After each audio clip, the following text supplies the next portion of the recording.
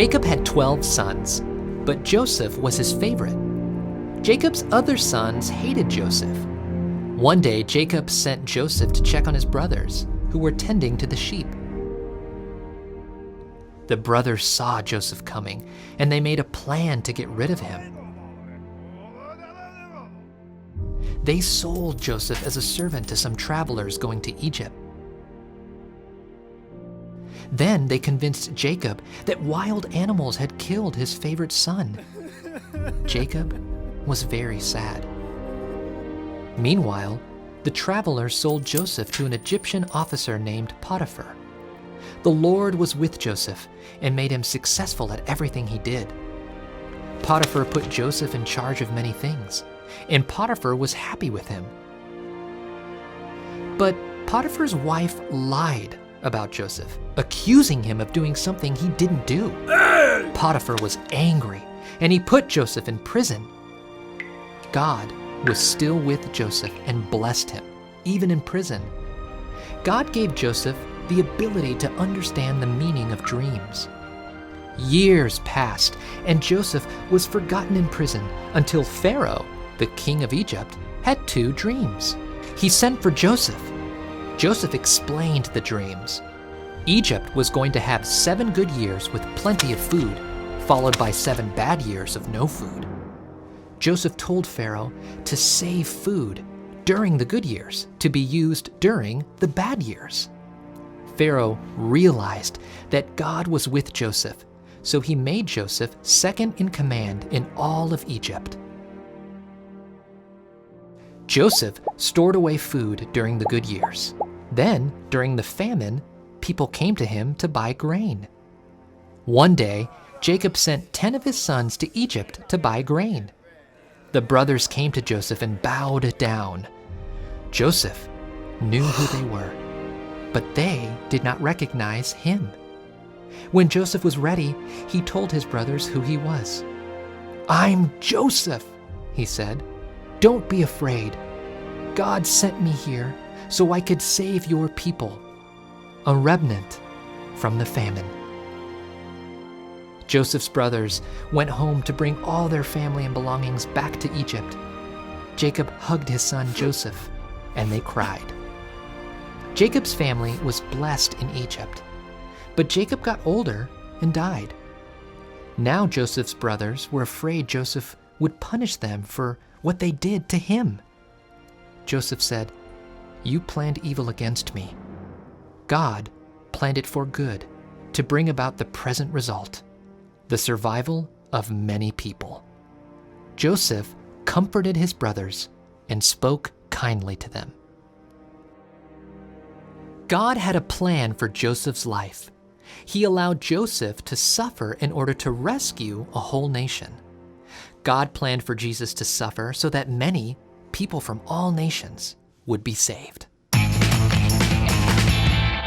Catechism, meow, meow. Catechism, meow, meow. Everybody gather around to hear the catechism. Meow, meow, meow. Woo!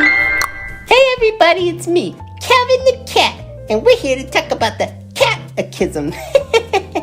And today we have a very special guest, our friend Mama Laura. Hi Mama Laura. Hi, Kevin. Hi, what are you doing? I was just picking up from having supper. Are you here to help me? Wow, supper? Yeah, we just had supper. Wow, that's crazy. We're actually talking about the Lord's Supper. We are? Yeah, that brings us to Catechism number 47. And it says, can the Lord's Supper add anything to Christ's atoning work? Oh, well, that's a really good question. Do you know the answer? No, Oh. I was hoping that you could tell me. Oh, well, I definitely can help you out with that, Kevin. So there is nothing that we could do to earn our salvation. I know. That's Isn't that crazy. amazing? So, I was wondering this. So, now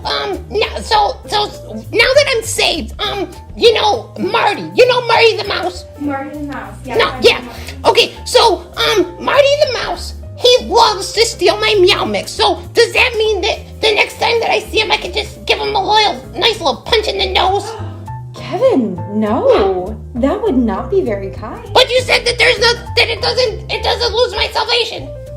Well, that is true, but we shouldn't abuse that grace. Oh, really? Really, we shouldn't abuse it. So, does that mean that, I can't just live however I want? No, you definitely cannot live however you want. That's crazy. That's really crazy. So, the Lord's Supper doesn't add anything to my salvation, but I can't just live however I want to live. No, because Christ died once and for all, and it was for us. Wow. So, that's really crazy. That's really cool. So, there's nothing I can do to earn my salvation, not even by taking the Lord's Supper? No, even if we were to partake of the Lord's Supper, that wouldn't earn our way into anything. It's really just out of remembrance of what Christ has already done for us. Wow! Wow, that's really neat and that's really cool. And I think we all learned a lot here today, huh, kids? What do you think? So, thanks for having us. Thanks for being here, and I'll let you clean up after supper, okay? Oh, thank you so much. All right, bye-bye, kids. See you next week. Well, hello, everyone. It's me, Granny. And guess what? I'm here to help you learn the memory verse. I know it's a long one, so you know what? I'm going to go over it with you so that way everyone can get points to the candy store. So our verse for this month comes from Psalms 135, and it's verse 5 and 6. And this is what it says. I know that the Lord is great. Woo! All right. I know that the Lord is great and that our Lord is greater than all gods.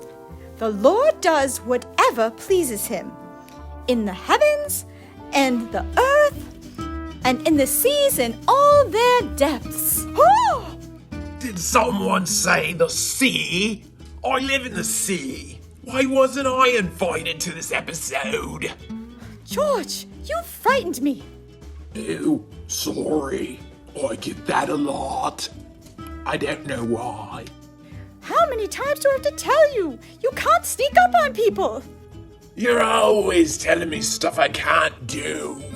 Like, look, don't bite your friends, George. Don't play Marco Polo at the public beach, George.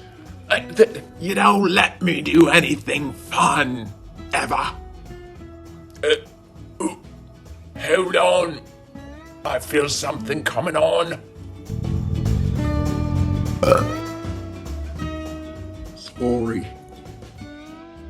Sorry. Let's get back to the key passage, shall we? I heard it already. You said George is great, which thank you for that. It's true. And you also said George does whatever he pleases in the seas and the depths. Also true. Thank you. No, that is not what I said. What I said is that the Lord is great, not George. The Lord is great.